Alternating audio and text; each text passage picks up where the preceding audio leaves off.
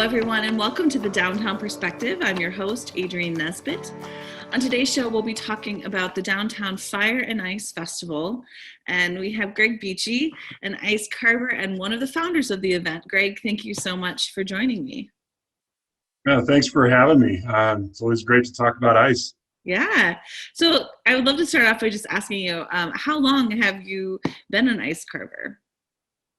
Off and on, probably for 20 plus years. Started way back when in Michigan and just been kind of plugging away ever since. Yeah. Can you just share maybe one of your proudest accomplishments as an ice carver, or one of the coolest things you've been able to be a part of as an ice carver? Well, I'd say I had the joy of going to Alaska for the World Ice Art Championships 3 times. So that is definitely a highlight. Wasn't able to make it this year. It's going on right now up in Fairbanks. But that is absolutely a pinnacle, being able to do something like that. Yeah. I'm always tempted to try to come along. It sounds like such a great time. It is. It really is. So Greg, this was well before my time as being the event director for Downtown Goshen. And I would love it if you could tell me a little bit about the role you played in getting our Fire and Ice Festival started. 14, 15 years ago? Yeah, it's got to be at least 15 years. It was the very first year of First Fridays. They had started in the summer, and we were doing ice festivals all over Southwest Michigan. And I thought it'd be great to bring one to Goshen and tie it in with First Fridays. And I don't think they were even planning on doing First Fridays through the winter. They were going to do it in December and then stop and bring it back in the spring. And started working with the folks and Gina and Ben, and we went to the city and went to everybody we could find to talk about ice. And we got the first one rolling, and it was a huge success. So been going ever since. Yeah. I mean, I think it says something that we have almost a whole year of canceled First Fridays, and yet we're still going to find a way to make the Fire and Ice Festival happen. So clearly it's had an impact on the community. There has been some years, and even last year was one of them, where the crowds were so big that we had to kind of rope off the carvers just for safety reasons. Yeah. Yeah. I mean, it's, we do a lot of different interesting arts and entertainment events in our downtown Goshen, but it's really so family friendly. And I think people crave something that they can go and do as a family. That's also free. It really is for the community, that people can come down and see this art carving, ice carving art form, which is not something everybody gets to see every day, even in an arts community like Goshen. Yeah. Right. And the carvers really love coming to Goshen because the folks come out, and most of the carvers really enjoy interacting with the folks, especially the kids, letting them come up and touch the ice and see what we're doing. And it's a lot of fun just working with the folks in Goshen and seeing everybody come out. Yeah. So speaking of Goshen, Greg, how far will you be traveling to join us this year and be one of our carvers? It's about 1,300 miles, so it'll be a bit of a haul. Yeah, just a little jaunt, no big deal. Yeah. Well, we're really glad that you're going to be amongst our group of carvers this year. We've actually got one of the largest groups of carvers that we've had since I've been in my role for over 6 years now, and we're actually looking at 45 ice blocks, which again is the most we've done for quite a while here in Goshen. Yep. And those 45 blocks will be turned into 34 individual creations. So some of the blocks will be combined together to make bigger pieces.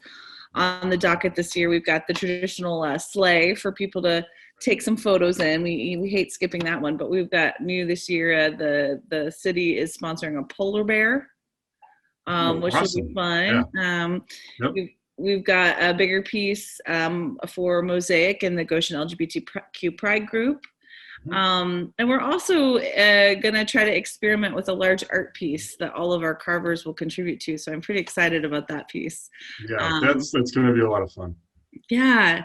I always enjoy the day getting to know all the different carvers and seeing all their different styles and the way that they create. And, it's fun because they bring in a lot of times friends or relatives who are just getting started carving too, and start helping and start learning, because it feels like that's kind of the way people start becoming an ice carver. Has that been your experience, Greg? Yeah, that's exactly what happens is you're either at a festival or you know somebody that's carving and you get kind of roped into showing up. That's how I started. I was at an ice festival in South Haven, Michigan, and a chef told me I was done watching and time to start carving, gave me a saw, and away we went, and been doing it ever since. Yeah. So that's how one of our newest carvers, Sammy Moore from the Goshen Hospital, we kind of got her roped in a couple of years ago, and she actually went to Alaska with us last year. Now Nice. she's becoming one of the better carvers. She's really good and a lot of fun to watch. Yeah.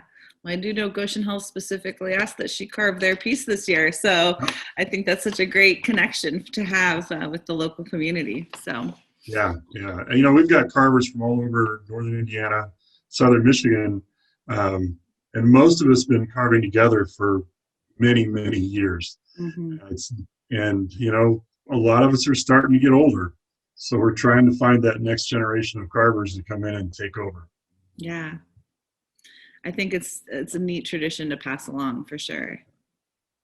I did want to talk just a little bit logistics for the community. We'll have the map available online that will have where all of the carvings are going to be located.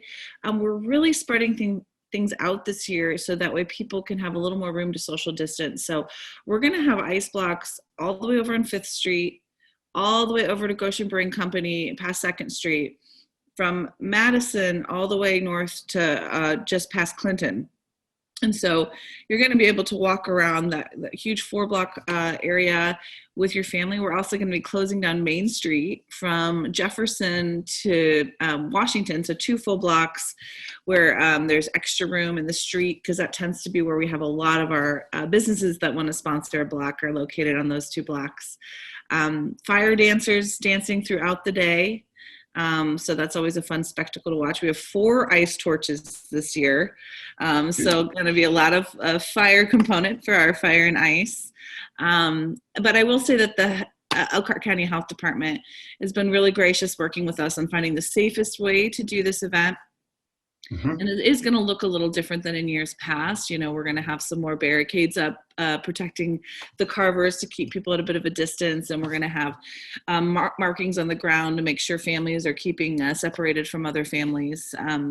But the health department also, has asked us to require masks and to continue to social distance. But also, if you're just not feeling well, you need to stay home that day. But we're going to do lots of photography and video of the day and be posting on social media. And the way the weather is, a lot of these ice blocks are going to be up for quite a while downtown. So that's exciting to know that people can come enjoy them on a different day if they're not able to make it down during the actual festival. So we're really looking forward to being a part of it again.